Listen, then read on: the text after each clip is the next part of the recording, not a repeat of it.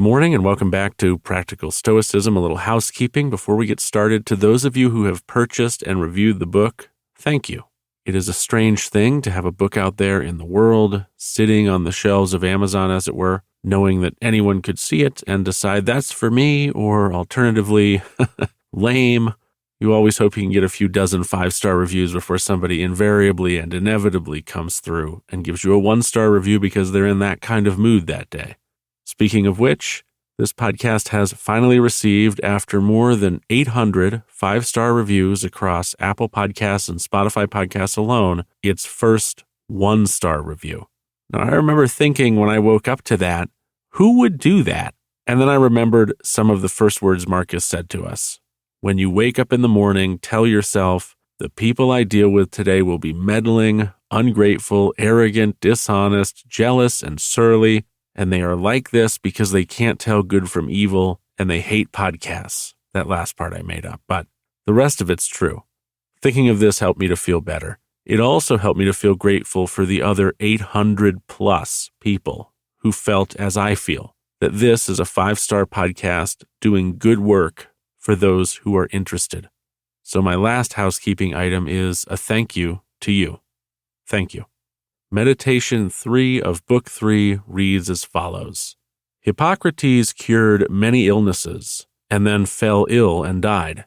The Chaldeans predicted the death of many others. In due course, their own hour arrived. Alexander, Pompey, Caesar, who utterly destroyed so many cities, cut down so many thousand foot and horses in battle, they too departed this life. Heraclitus often told us the world would end in fire, but it was moisture that carried him off. He died smeared with cow shit. Democritus was killed by ordinary vermin, and Socrates by the human hand. And you boarded, you set sail, you've made the passage. Time to disembark. If it's for another life, well, there's nowhere without gods on that side either. If nothingness, then you no longer have to put up with pain and pleasure, or go on dancing attendance on this battered crate, your body, so much inferior to that which serves it. One is mind and spirit, the other, earth and garbage. Similar to the comments made in meditation number 12 from Book 2, Marcus is first reminding us that no matter who you are, no matter how great your utility to the human race, no matter how smart you are, you're going to die. The way you die might be ironic, as was the case with Hippocrates.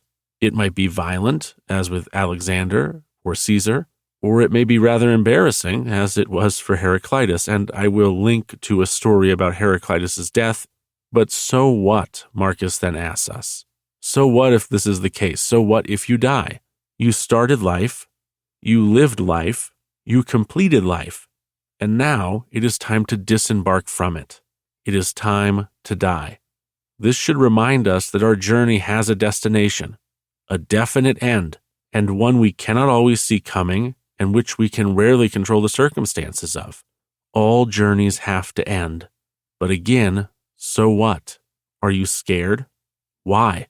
Perhaps you fear there is no continuation of consciousness after your death, that there is black nothingness and your sentience and ability to experience consciousness is gone forever. Infinite nothingness, forever. Well, great. This is certainly the rest to end all rests. No more suffering, no more struggling, no more pain. Exactly what is there to fear in that? Imagine leaving this, as Marcus puts it, battered crate, this temporary body, to go off to a place of eternal rest. Why would you be afraid of that? Not to mention, you wouldn't be conscious to experience it anyway. So really, what is there to fear in that? And if it's not nothingness, if it is instead somethingness, why fear it still? All worlds must be governed by gods of some sort, meaning all worlds must have a nature, and your job as a Stoic would be to get into line with that nature and to live in accordance with it as best you could. This is nothing more or less than you do already, and so it is more familiar to you than it is alien. Why be afraid of the familiar, of what you already know? Certainly any plane of existence which was related to this one would be reflective of this one. So the next stage of your journey, if not nothingness, would be at least familiar to you. Do not fear that. We can rarely control how we die, and we can put it off sometimes, but only for a little, maybe with our technologies. And we may find in the end that the manner in which it all goes down is out of alignment with our living legacy, but we will die. That much is certain. So let us prepare ourselves mentally not to fear the moment we disembark this body and find out what, if anything, is next. Thank you for listening to this episode of Practical Stoicism. If you've not yet rated and reviewed this podcast, you can do so on Apple Podcasts, Spotify Podcasts, or Podchaser.com. If you'd like to support my efforts, you can purchase my book, Practical Stoicism Volume 1, on Amazon or Amazon Kindle. And if you've got any questions for me, please send them to tanner@tannerhelps.com.